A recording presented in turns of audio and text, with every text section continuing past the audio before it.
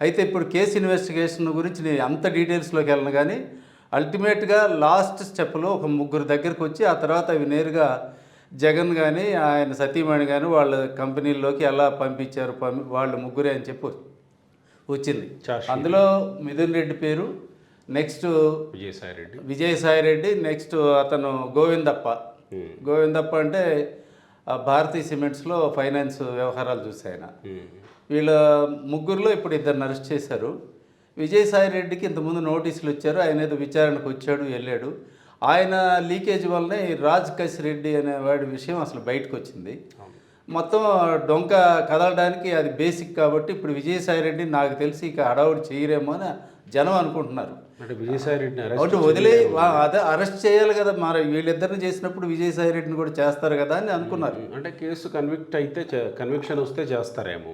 అది సరే, అన్ని కేసులోని తీసేయరు, ఏదో ఒక స్టేజ్లో ఆయన్ని ఇట్లా లూప్ లైన్లో పెట్టి ఆయన విచారణకు వాడుకుంటున్నారేమో.